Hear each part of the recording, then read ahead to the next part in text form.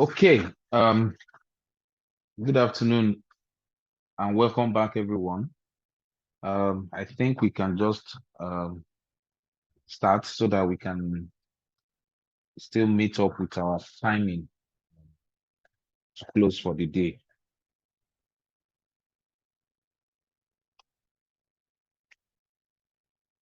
So, how was the first session, if I may ask? How did we find the information? So before I go into my session fully, let me inform us that at the end of this session, we will be sending out a link for you to give us feedback, and then for you to also leave us, generally testimonial about your experience in this class. And if you also have questions that you would also like us to answer, to attend to, I know that it might be difficult for us to be able to attend to all of our questions today. So please just go ahead. We'll send the link to you today or tomorrow, or as soon as we are able to. And please just go ahead and let us have the feedback. Let us have your feedback. We'll really, really appreciate your feedback. And so we'll also let you know, as we have, said earlier, that you will be having a certificate of attendance, showing that you have participated in this masterclass. And then we also intend to onboard everyone to our network. The Salespreneurship Network is free for everyone that has attended our webinar. So we are going to decide. I think we're probably going to use a Telegram or maybe WhatsApp for us to be on the group, and it's going to be exclusively for people that have attended our class, where we can, on a going basis, continue to support ourselves.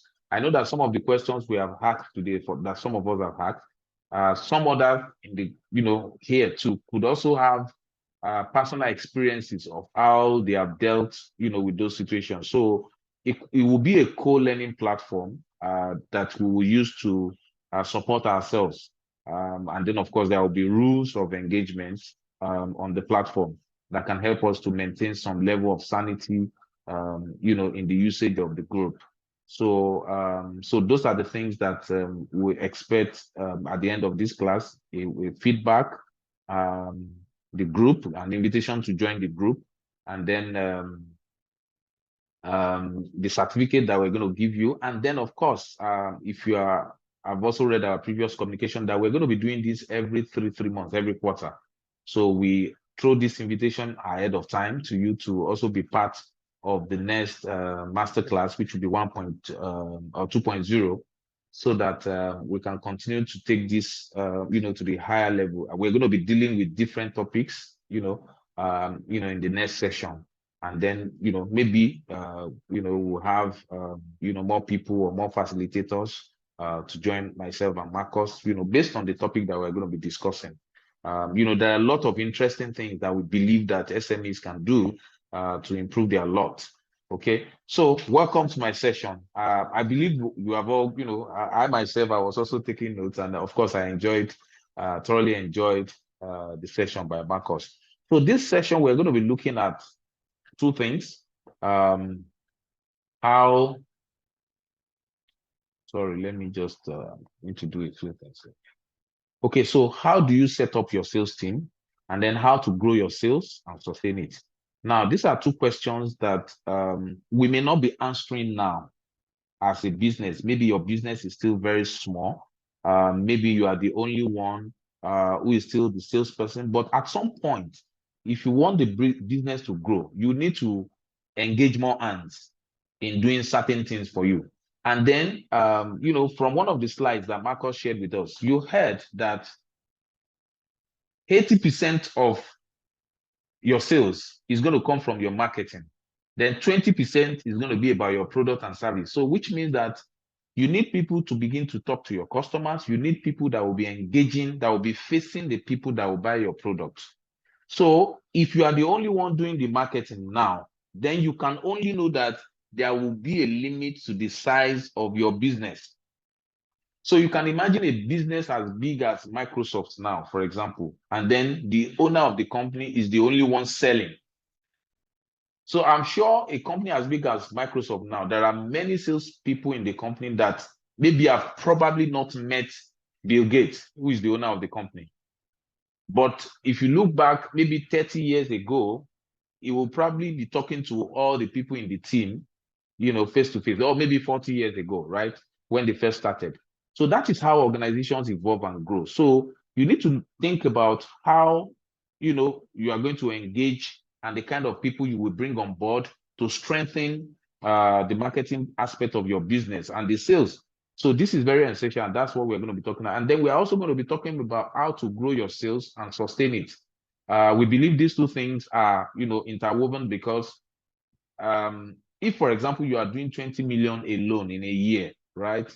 And you want to do 100 million, believe you me, you will need more hands to help you to sell. All right. Except you are you are in a business where you can automate a lot of things. But the truth is that facing customers, no matter how well or how much we try to automate, you will still need people to engage people. You will still need people to talk to people about your product and your services, and then be able to engage them and communicate value to them. So let's quickly look at this two important conversations that will be having now. Okay, so how to set up your sales teams, your sales team, right? Your sales team could be made of one person, it could be two persons, it could be three persons, right?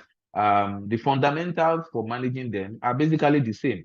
So if you are, and organizations are able to grow their sales teams when they have mastered the art of managing even the few ones that they have.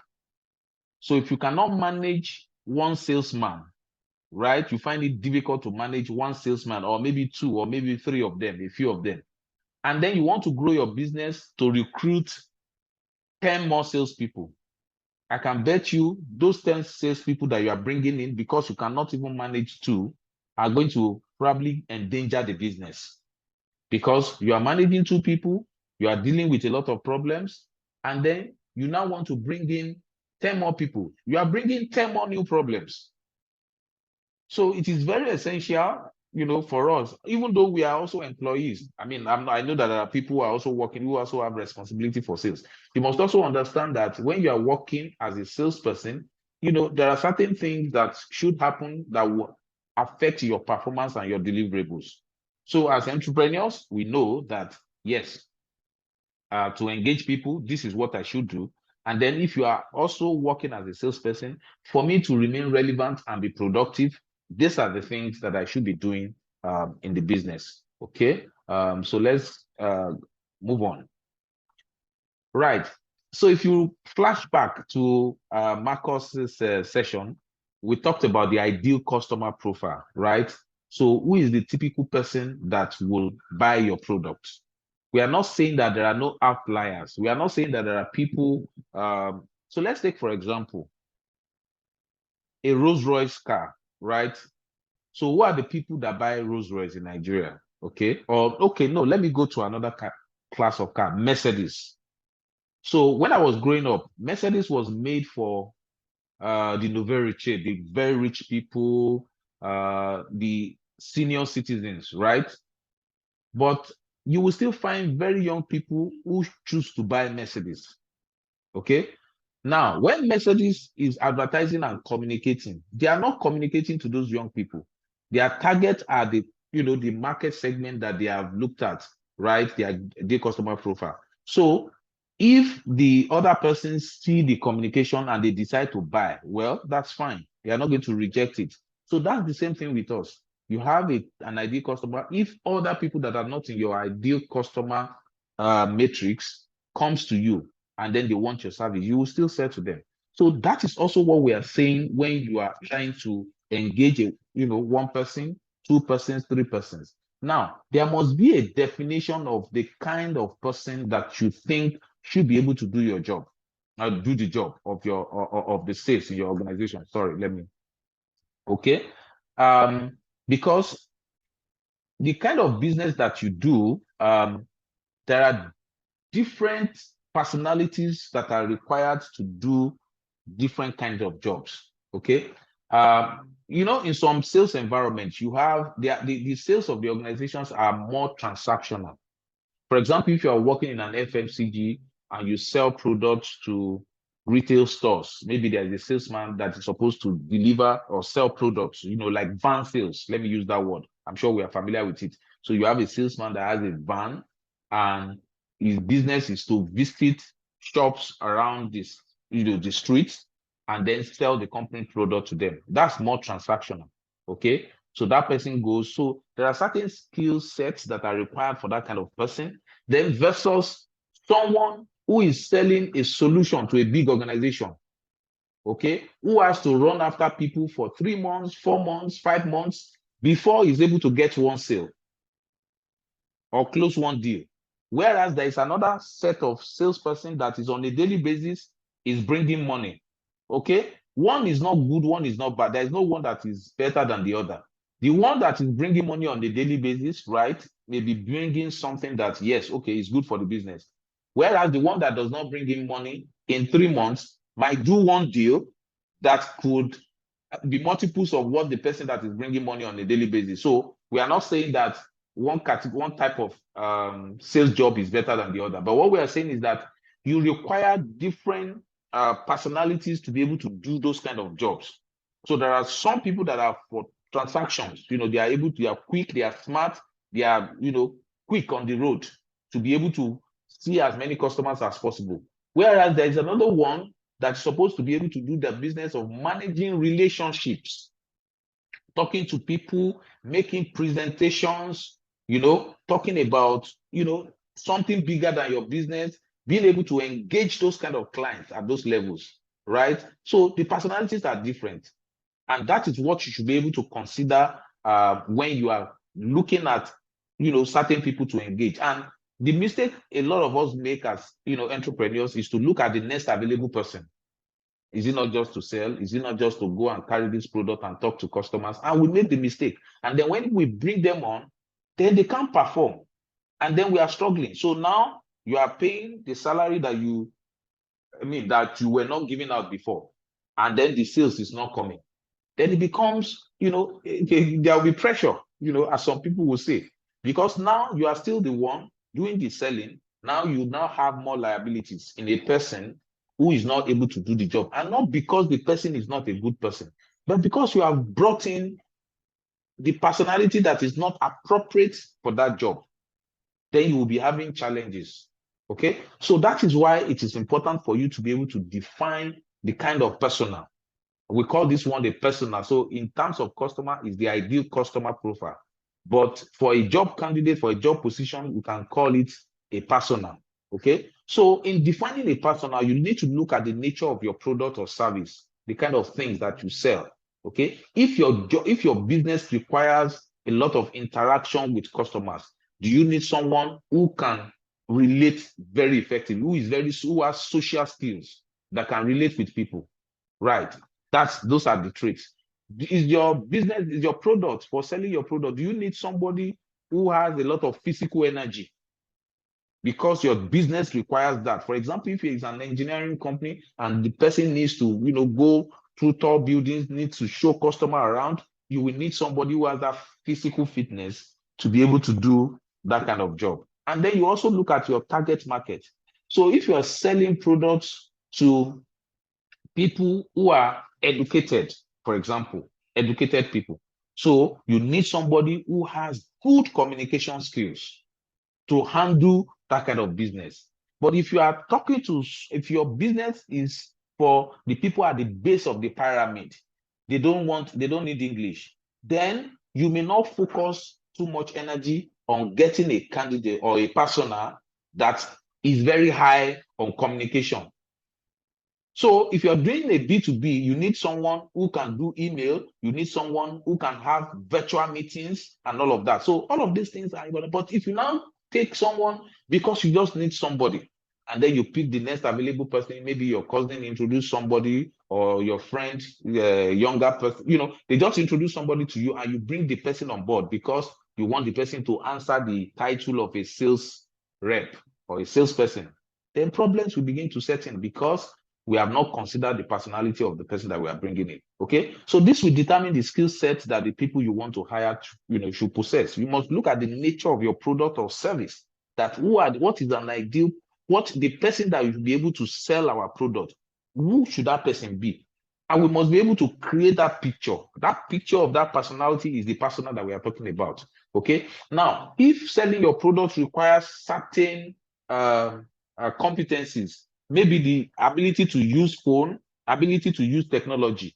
Now you are hiring somebody who cannot use a computer. Whereas the kind of product that you sell requires that your sales rep is able to use technology effectively. So when there's a mismatch, then there's a problem because now the person is not going to perform. The person is frustrated because he's doing a job that is not well cut out for. And then the business is going to having challenges. It's going to be having challenges. So the little sales that you were selling before will still be what you are selling. Now you will have more responsibilities because you have to pay salaries. And then you also have to be higher on emotions because you think that somebody that you have hired is not delivering on the results. Okay. So you have to define the persona because that saves you a lot of trouble and then also save the person that you are bringing on, saving them from trouble too, because when you hire people that are not appropriate for the job, then few months down the line, you ask them to go. Then you are starting from ground zero again by the time you are hiring another person, to come and do the job. So it's very important, that we determine what is very appropriate. And of course, I am aware that for many of us, we also have limited budgets. So within the limit of our budget, what is the best profile that we can get so that we can be able to deliver good results? Okay, I'm watching my time. All right, we are going to, okay. So the next step is, okay, so we are still defining the first step. Okay, so the persona in this circumstance is the fictional representation of your ideal salesman. Okay, and for us to be able to define the persona, we must have a job description. So every role in your organization, particularly the sales one that we are talking about, what is the job of the salesperson that you want to hire? What will the person be doing on a daily basis? So when you are able to define that, that will help you in describing the kind of personality. So the persona is like a fictional representation of that ideal salesman that you want in your organization. Okay, you must be able to identify if there are technical, social, or soft skills that are required, in carrying out the most critical tasks in the job description. Okay, so that's another thing. All right, in the job description, there could be multiple tasks, but what is important is which are those ones that are most important, that are most critical to success, and then we place more emphasis on those kind of skills. And then personality profiling is also important in getting the right, fit for the position. So if we have a job description, when you are interviewing the person, you are also looking at, okay, can you do this? Do you have competencies? Can you use Excel? Can you send email? Do you know how to do email marketing? Do you know how to do this? Because if the person comes ready, you are closer to achieving results. Okay, so those are some of the things that you have to consider.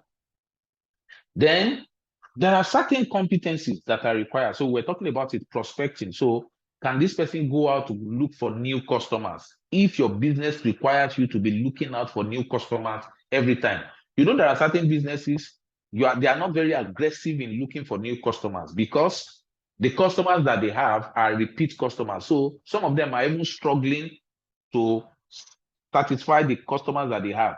So they are not very high. So if your business requires that every time you need to look out for new customers, then you are looking for somebody who is outgoing, who is willing to go out and bring in more customers.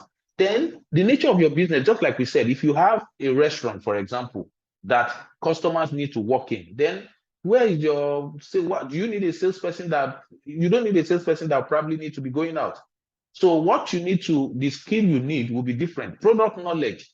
Do you sell a product that is consultative that you need to explain to people before they are able to sell? For example, if you have a store and you are selling Coca-Cola, there is no explanation for the salesman to make. So you don't need somebody who is very sound in any knowledge to say that. What you need is probably somebody who is good in relationship, who has numeric skills to be able to do calculations and all of that. So, I mean, we are trying to break it down. Then customer service. Do you have a product that people need to relate well with people? If you have a salon, you have a spa, okay? You know that customer service is essential because people are only going to come back when they are well treated. Data analysis. Does the job require your salesman to have analytical skills? Solution and value orientation. Negotiation. Negotiation is very important when you are selling products or services that you don't have fixed pricing. Okay? There are certain products that they are always tagged. There's nothing to negotiate. Okay? So you don't need a salesman who can negotiate, right? But if your product, you are always looking at the willing buyer, and then, of course, willing buyer, willing seller market. So you know that if you have somebody who can negotiate very well, you can always get more value. So you may not be high on somebody who needs know how to negotiate if your products are always tagged, if the prices are always there. But if you are selling a service, for example, and you don't have a price list, and then you know that this guy we can always get more if we have somebody who is very sound with negotiation. Relationship building. So I spoke about this. If you have a service or a product that is on retainership, that you have clients that must be paying annually, then you need salespeople that can work on relationships, not the ones that are transactional, that can say, oh, how much are you buying? Collect money. Oh, he's servicing me, he's visiting me very well. Okay, emotional intelligence, very important. I mean, if you have a business that your salesman relates with your customer and relates with the people that are also around the customer. I don't know if you get what I mean. If you have a business, for example, FMCG, and your salesman goes to the outlet of the customer, and he goes there, he sees the wife, he sees the children. You need somebody who is very high, in emotional intelligence to be able to galvanize all those power play. We call them stakeholders, all those stakeholders in that business to be able to deliver results. Active listening. Okay, active listening is different from listening. Just listening is hearing sound. Active listening, do you sell a product that you need customers to explain their problems first? Because some people are naturally impatient with listening. So how do you put somebody in a business where customers need to talk first? They need to explain what the issues are before you are able to solve their problems. Okay, technology expertise. Yes. So if you are selling a product that requires explanation or requires special technical competencies, why do you want to bring in somebody who will be struggling with the knowledge? So the person will be struggling first with understanding the product, and then will also be struggling with understanding customer, but if you bring in somebody who already has some level, for example, if you are selling software, and then you bring in somebody who has an IT background, that person, and then the person loves sales, that person will do better than someone who does not have an IT background and all of that. Time management, okay? So this can be very relevant for somebody who is to serve 15 customers in a day. You have a sales rep. There are companies that say every sales rep must see 20, 25 customers in a day. So if you now have somebody who is not very good with time management, there are people that no matter how you shout in your company, they will not come at 8 o'clock. They will not come at 9 o'clock that the company says. They will just find one reason or the other to stroll in at 5 minutes after 9, 7, 6 minutes after 9. They just can't find themselves coming in earlier than the time. Some people have just trained themselves to be like that. So if you have a business that requires somebody to be very, very time conscious, then you also need to look out and ask questions, in that regard. Process knowledge. Sometimes your business requires processing. For example, if you're in the real estate, okay? So the salesperson that I want to engage, does he understand the processing of getting approval, all the stages that are required in, owning a property? That is important. Then upselling and cross-selling skills. Upselling means that you have customers. Can we sell more to this customer? Does this person know how to engage and collect more money from the customer by giving them more value? Cross-selling, other products that you have. Communication skills. I think I mentioned this earlier. If your product, and there are all kinds of communication. Sometimes you have a business that your salespeople don't even need to say much. The customer comes in, picks the product that, for example, if you have a supermarket or something or a bar, so it may not be communication at this moment. It might be relationship. Okay, adaptability. Oh, you sell, you meet all kinds of customers, the educated, the uneducated. Can this person adapt? There are people who are not comfortable with selling to, let me put in quote, illiterates, but they are also, a sizable market. Okay, perseverance, that can be a very good skill for somebody who sells solutions to big organizations, because you have to persevere. You have to stay on it before the result comes out. Leadership here is talking about somebody who has the capability to manage clients, to lead customers in the process of getting sales. There are people who are they are overly submissive. Everything to them is yes. But if you have situations where customers have the tendency to ride on your salespeople, then there's an issue. Okay, willingness to learn. So we know that everybody doesn't come with everything ready. So if you know that the kind of business that you do will require a lot of information for the salesperson to be effective, and then the person is willing to learn, then that's can also be a factor to consider. In getting the person. So let me engage us here, right? For those that have hired people before, for a salesman to be competent on the job, there are three things that are important: knowledge about the business, about the product, the skills that the person has. What can the person do with their hand? Does the person have communication skill? Does he have relationship skills? It's possible for you to have communication skills and then you are talking rubbish because you don't have, sorry for using that language, because you don't have the right knowledge about the product, okay, or about the industry.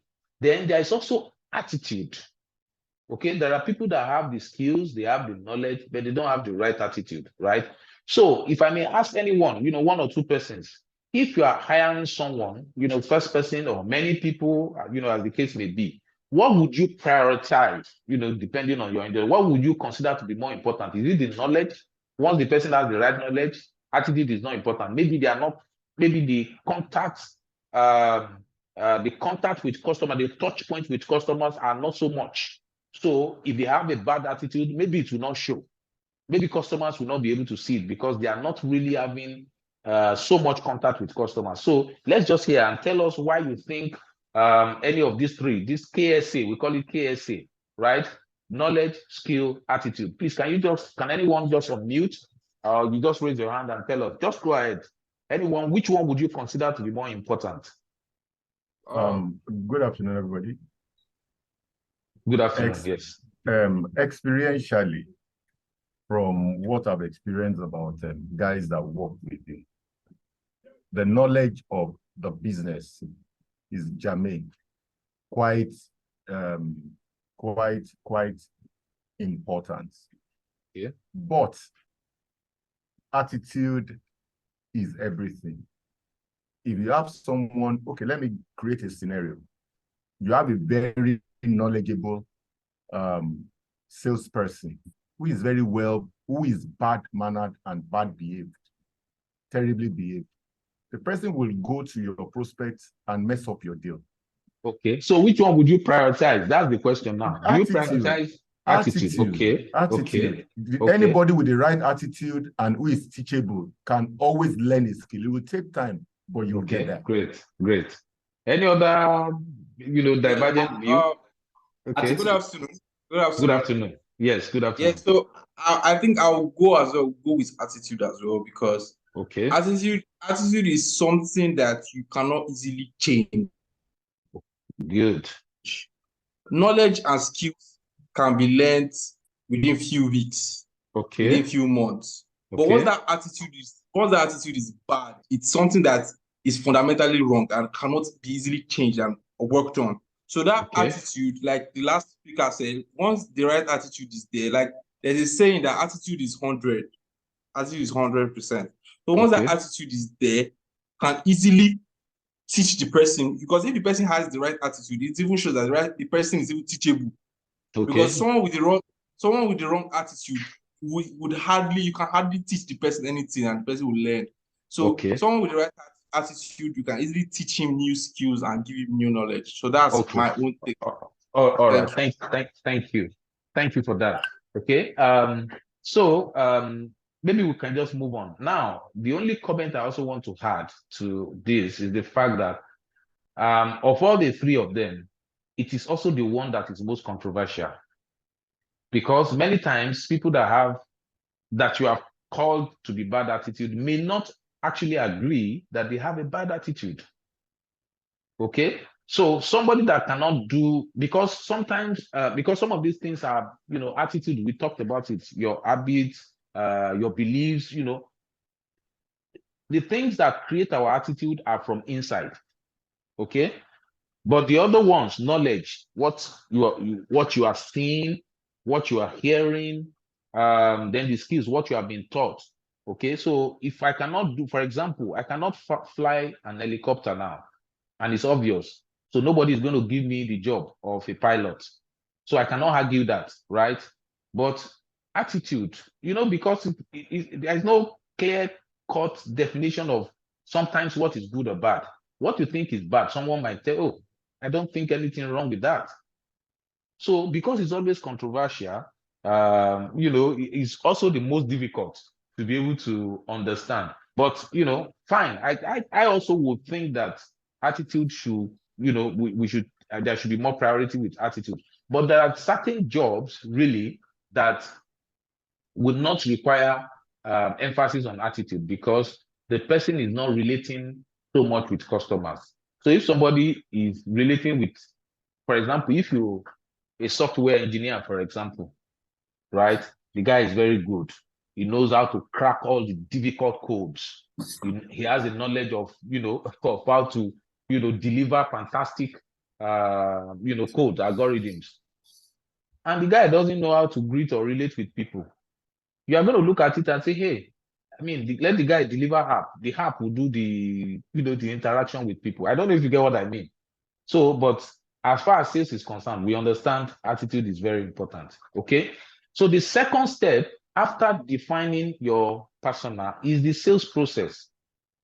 Now, a lot of big organizations, why they are different from small businesses is because they have things, there is something, some of them have what we call SOP, standard operating procedure. A lot of times the sales process is also embedded in the SOP.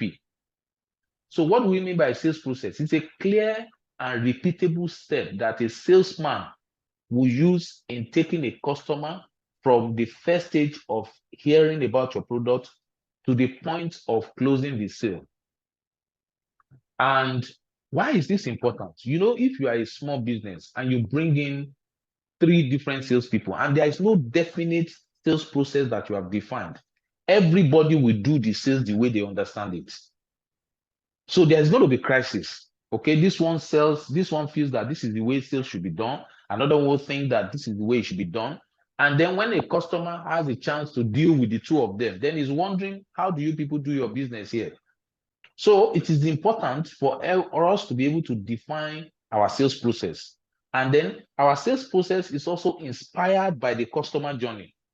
So you look at a typical customer, for example, if we are talking about real estate, anybody that wants to buy a house, what process do they go through? Okay, so there is no way you can create a sales process that is not aligned with a journey that a customer wants to take when they are buying a particular product. So the nature of your product will determine, and then the way customers wants to buy, which is the most important. Okay, so you have to, and the idea is that this process must be understandable and must be repeatable, because the idea of repeatability is for your salespeople to be able to do it again and again so that they can achieve results. So sales process is important. The first one, define the persona, and the persona in the related, while you are doing that, you need to have a job description that will help you to define the kind of profile of the person that you want to engage. Then your sales process must be defined. You must look at everything, and then we'll talk more about this in the next slide. Okay, so this is a customer journey map. We call it the customer journey. Now, irrespective of your industry, this is the journey that the customer takes to buy your product. Okay, so there is a first point, which is awareness. That is, how did this person get to know about our product? And those were the things which was the medium that Marcus was talking about. So how do you create awareness about your product? Do you put adverts on social media? Do you do radio? Do you do word of mouth, which is, asking people to go out and look for customers? And you just have to look at what is appropriate for your business. Okay. So do we do online display? Do we, what do we do to create awareness about our product? Every product that is being bought was known about some time ago. So there's no way somebody will pay for something that they are not aware of its existence. So the first point is awareness. Please, I'm looking at the time, it's 3, but I think we should just run. I don't know if anybody wants us to have a break, but I think we should just continue so that we can be able to finish up in time. Yes. So there's the point of awareness. So for us as a salesperson, we must be able, as business owners and salespeople, we must understand. And sometimes, how do we get to know this? Ask your customers how they got to know about you. Those existing customers that you have, ask them, how did you get to know about us? When you see the ones that is the channel that is contributing the highest number of customers, then that is your most effective customer channel for creating awareness. So when you are now doing your sales process, you are now going to write, what should we do in creating awareness? We do Facebook adverts, because most of the customers you have told you that they see you on Facebook. So your sales process, you do Facebook. Now, when somebody gets back to you from your Facebook post, what happens? Which is the consideration. So now the customer is considering doing business with you. What do you do? Now, the point of consideration for every customer is the point of getting to know more about what you do. So they need information. So what are the kind of information that you need to support with? You don't let out all the information at the awareness stage. Awareness stage, you are looking for punchy headlines, something that can attract their interest. Now they want to hear more. So what do you do at that point? You write it down as part of your sales process. Then the next thing, the customer has decided. Now, consideration could also mean that, you have different kinds of products. For example, if you are a solar company, and it is important here for you to have the right conversation with the customer, because you can make a mistake by selling them the wrong product, and this will come back to haunt you. So at this point, how do you engage the customer to ensure that what they need is what you want to sell them? Okay, so from there you move to purchase. Now, how do customers buy your product? How do they pay? It could amaze you that some companies have problems with customers paying for their products. This is real. So how do we collect money from customers? How do customers pay? Do we have an account number? Where do they pay to? How do we confirm their payment? These are your sales processes. And the salesman must understand it before the salesman will go and give his personal account for customers to pay to. And then you're asking, I didn't know. I thought that I would come and transfer the money to the company account. That's the failure of sales process. So part of the process is to say, where does the customer pay to? How do we acknowledge the customer payment? Okay. Now, then the customer has made a purchase. Do our business require us to follow up with the customer to find out how they are enjoying our product? If they have issues, how do they come back? How do they reach us? Many of us know that there are many customer service lines of electronic companies in Nigeria that don't work. I'm telling you, call the lines, nobody will ever pick it. Okay. Now, that's a dent on the business. So if you know that you sell products or machines or services that will require customers to call back, you also need to have a standard operating procedure that when customers call in, who picks the call? How is this call managed? How do we ensure that the issues are attended to? Okay, you see that a lot of banks in Nigeria, and banks have customer service line, but you know that I think they are coming back now. I think what happened to them was that there was a surge, that they could not manage. But I see now that, they are trying to come back, and then they are trying to, strengthen their customer service. So in your business, do customers sometimes you sell product that does not require customers to get. If you sell food products, okay, even though you need to hear feedback, but there is no service as such that will require you to do anything, concerning those things. But, sometimes it could be required. Then a lot of businesses stop here, right? But the one that is interesting is that how do you take it further? Because one customer that you have served very well is worth 5 customers. That is loyalty expansion. So how do you ensure that this customer that you have won remains a customer, right? Is bringing more money for you. And then how do they help you to bring more customers? We are going to be talking about this, in the future slides too. All right. So we have this exercise, which I think we should do. I don't know if we have enough time to create your sales process using the different customer touch points. So these are the different touch points. We call them customer touch points because customers will become aware of your product. That's a touch point. Through which means, is it through Facebook? Is it email? Is it in-person one-on-one? Okay. Then consideration. When customers are considering your product, what do? Do you show them product samples? Do you show them testimonials of companies that you have served? That's consideration point.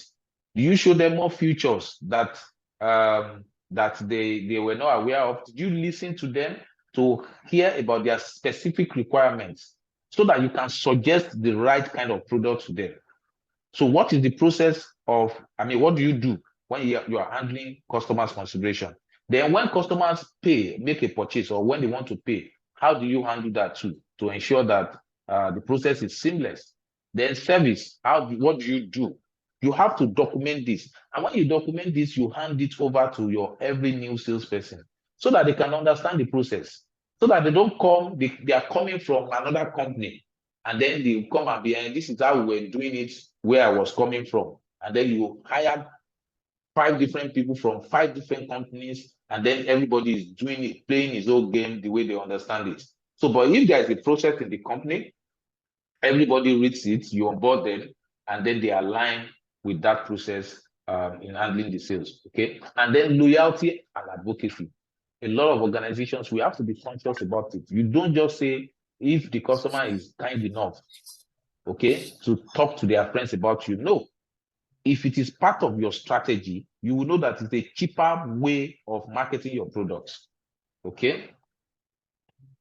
Then the third step is to decide on key performance indicators. So we have defined the kind of salesperson that we want to have. Oh, sorry, someone, 1 second. Raphael, you are supposed to admit the person that is in the waiting room. Sorry, I need. Okay, so you are supposed to identify the person, the persona, define the persona, right? Set up the sales process, and then decide on key performance indicators. So now, what are key performance indicators or metrics? So, for example, in awareness, we say that if we create awareness for people, how many people that have showed interest, right, are considering our products? That's conversion. Those things are called conversions. So you can set target for salespeople to, because you know that that's a critical step in your sales process. So you look at those things that are important, and then you set measurement parameters. Measurement parameters, because what gets measured is what will be done. People will not do something that you don't measure. Okay, so what are the most important activities that bring success? How do you measure them? And then, so there's something that I've also, crafted. I say there are high value activities. I call them HVA, and there are low value activities. So if you look at your typical salesperson, what are those activities that are very crucial to sales? High value activities that they need to do in a day. For example, visit customer. If you know that without visiting customer, sales will not happen. So that's high value. So when you are putting KPIs, you look at customer visits. 30% of your incentive will be to how many customers are you able to visit, because you know that your sales lean so much on the number of visits that they are able to do. Now, phone call or follow-up. So you have to look at those things that are of paramount importance and then allocate more weight, in terms of importance to them, because you don't just have KPIs, you also use it to incentivize performance. So if you do well, how many new customers are you able to bring on board? Because you know that your business will survive more if you bring in new customers. So that is the key performance indicator, right? Because you know the sale, you want your salespeople to go out and bring in more people, to become your customers. Okay, so these are some of the examples, right? If you have a business, for example, resumption time. For example, in a bank, you are a marketing person in a bank. How do you resume after 8 o'clock? Or the people working in a bank, right? Because you know that your customers are going to start coming in by 8 o'clock, particularly in this time. This time now, you see people queuing in front of the bank as early as 7 a.m. All right. So if your trade time is important, you know that people need to, your customers are going to walk in at certain times, then resumption time is a KPI. So anybody that comes late, because coming late means that you are going to serve less customers. So resumption time can be a KPI. Time in first customers less. Maybe you have sales people that are outgoing. You know that, for example, from my Coca-Cola background, this is something that we measure. Okay, we say that every salesman must get out of the depot by 7 a.m.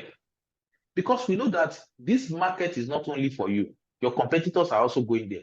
But if you get there earlier than your competitors, you are able to do a better business. Sometimes you collect the old money that the customer has to buy, soft drinks for that day. So when your competitors come, they say, sorry, Coca-Cola just left now. All right.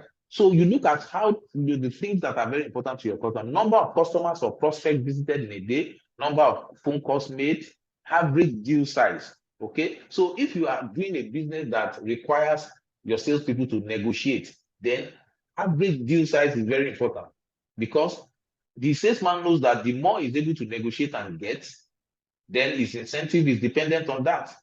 The number of productive calls per day, that is call completion, and also call completion. That is, if you know that your salesman is supposed to be somebody that brings in money in a day, and you know that maybe the productive calls, for example, if he visits 10 customers in a day, 8 of them will buy.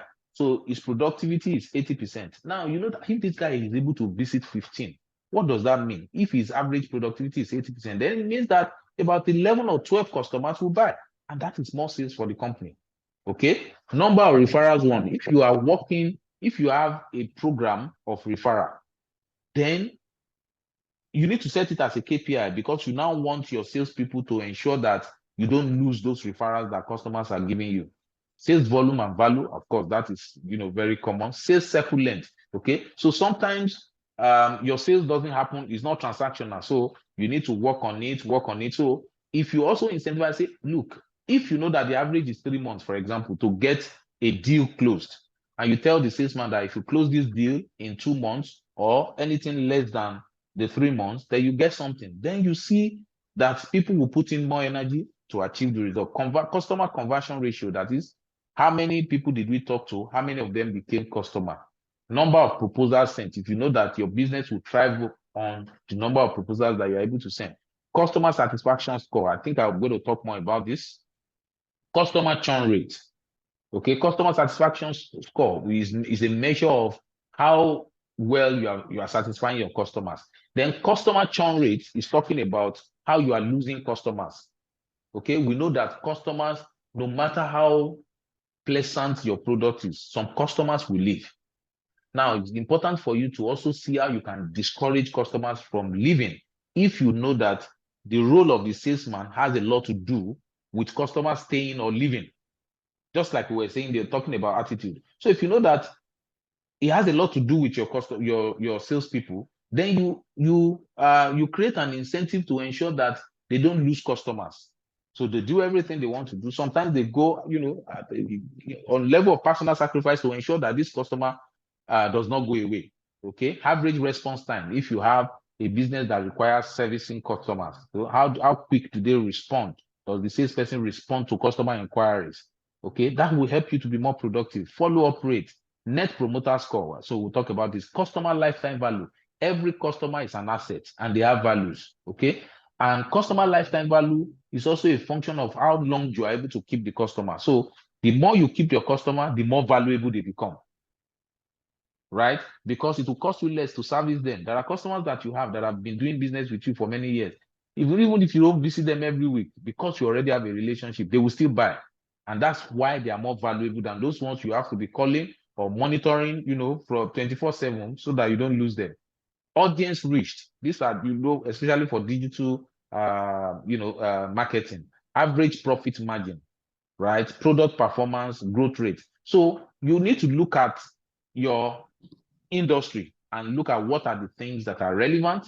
And so you set them as KPIs for your salespeople, because we said that if you don't measure these things, they will not be done. And then track only KPIs that matter. So here now we have almost 20 or thereabouts.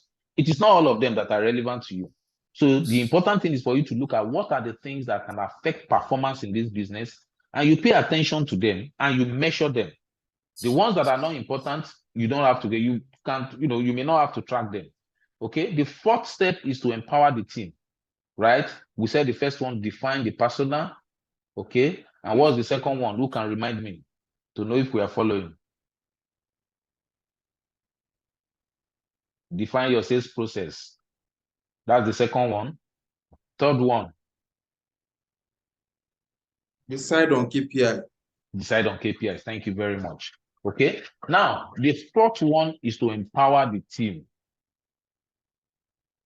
You can't have salespeople that are not trained and you expect them to perform. So training your salespeople, especially when you have products that need to be explained or that require some kind of information to be passed across to customers for them to understand. So part of empowering them, to be able to perform is to train them about the product and services. Okay. You need to inform and challenge them to learn more about your industry. You can imagine your salesman going to a big client, and then the client is talking about your competitors, he's talking about the industry generally, and your salesman cannot engage. Then there will be loss of confidence. The trust will not come. And remember what, the KLT, right, that Marcus talked about. Okay, customers are going to buy from you if they know you, if they like you, and if they trust you. So the way for your salespeople to be able to build trust is to also show knowledge. And then there was also the slide where, Marcus was talking about the reasons why people will buy from you. Authenticity, that is your ability to show knowledge of your industry. When your customers begin to perceive you as an expert in your field, that's a propensity to buy from you, because they know that you know what you're talking about. Okay. Then another way to empower your salespeople is to give them the right tools. You cannot provide computer. Do they need phone? You are not giving them a phone. Anything that is crucial or that is central to their performance, you need to make those things available for them. You need to make those things available. Do they need emails? They don't have to struggle to read their emails. You know that customers are always going to respond, through emails. Then you make email, you make computer or whatever means, available. So this is part of empowering the team. The product that you sell, your salespeople, do they need cars? Do they need to be, motorized? Then you have to make it available, because their performance is dependent on having the right set of tools for them to deliver on their job. Okay. The fifth one is to manage performance. We need to track and keep records of performance. I remember when I was working in Coca-Cola, very fantastic organization. Every year, the sales of every day of every year is available for you to make reference to. Okay, because that's the only way you can determine if you are growing or not. So what did we sell? So Coca-Cola will tell you, what did you sell on Saturday, 2006? The record is there. How many Coke, how many Fanta, how many Sprite? And that's how big organizations are run. Okay, so you can't be a company and then somebody is asking you, how much sales did you make last year or last month? And you don't have the record. So you must have the record, the salespeople, because that's the way to also keep the focus, to say, hey, we didn't do well last month. This month we need to perform better. So you must track and keep record of performance. You must reward performance. That's another thing. You must design incentives that will reward critical efforts and results. Okay. So we talked about KPIs, right? There are input KPIs and output KPIs. What do I mean? So there are efforts that you want salespeople to make. And sometimes not all these efforts produce results. So if we find a way to motivate those efforts by rewarding them, it could be a factor that can push the salespeople to put in more effort, right? But if we focus only on results, if we focus only on results, that okay, what is your sales number, which is result, right?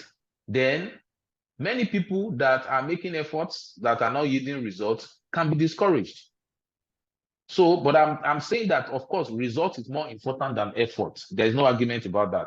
But what we are saying that if you have a particular industry that you realize that efforts need to be rewarded sometimes. So you can design incentives to reward efforts, okay? But the weight of reward, of course, obviously should be more with results, okay? You must eschew favoritism that is not based on obvious records of performance. So that is very common in small business. They'll say, it's a guy's friend, is the boss's buddy, is the best, is related. So every other person is not committed because they think that the boss favors one person. And that's a very bad way to kill performance. I mean, that's a very good way to kill performance because people are not going to put in their effort because they feel that their efforts will not be recognized because somebody is somebody's favorite. Okay? And then we must punish poor performance. And I think that's another thing because when you are not rewarding good performance, and then you are not punishing poor performance, those people who are doing well will soon slack because they realize that there is no difference between them that are putting all the efforts and then the ones that are not doing anything, that are actually dragging the company back. So if the people, so if you are rewarding performance, you must also punish poor performance. Those people are trying to drag the company back, and punishment can be in so many ways. Okay, punishment can be in so many ways. So the idea is to motivate people to do the right thing, because a lot of times for salespeople it is behavior. So whatever salespeople do, it becomes a pattern. So if you punish the bad behaviors, you punish poor performance, people can change, and then they begin to move towards the direction of doing the right things. Okay,